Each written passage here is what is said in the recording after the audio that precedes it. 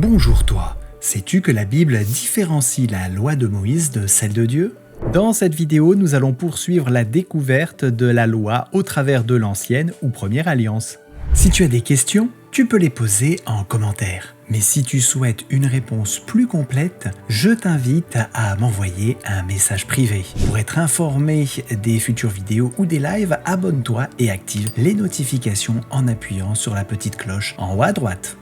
Moins de 40 jours après la conclusion de la première alliance, que demanda le peuple hébreu à Aaron en l'absence de Moïse? Il est écrit « Le peuple, voyant que Moïse tardait à descendre de la montagne, s'assembla autour d'Aaron et lui dit « Allons, faisons-nous un Dieu qui marche devant nous, car ce Moïse, cet homme qui nous a fait sortir du pays d'Égypte, nous ne savons ce qu'il est devenu. » Au lieu d'exprimer son indignation, que répondit Aaron? Il est écrit « Aaron leur dit « Ôtez les anneaux d'or qui sont aux oreilles de vos femmes, de vos filles et de vos fils, et apportez-les-moi. » Et tous ôtèrent les anneaux d'or qui étaient à leurs oreilles, et ils les apportèrent à Aaron. Il les reçut de leurs mains, jeta l'or dans un moule et fit un veau en métal fondu. Et ils dirent « Israël, voici ton Dieu qui t'a fait sortir du pays d'Égypte. » Par quel compromis Aaron essaya-t-il de sauver la situation? Voici ce qui est écrit. Lorsque Aaron vit cela, il bâtit un autel devant lui et il s'écria « Demain, il y aura une fête en l'honneur de l'Éternel. » Cette tentative de masquer un péché manifeste en lui attribuant un nom flatteur, une fête en l'honneur de l'Éternel, correspond à ce qu'il est convenu d'appeler la rationalisation d'une conduite. Quand un homme ou une collectivité souffre d'un sentiment de culpabilité causé par un péché, il cherche à éluder le problème en donnant à ce péché un nom qui le rend apparemment inoffensif, voire acceptable. Par exemple, on se gardera d'appeler le vol, l'adultère ou le mensonge par leur nom. Ils seront simplement considérés comme des moyens par lesquels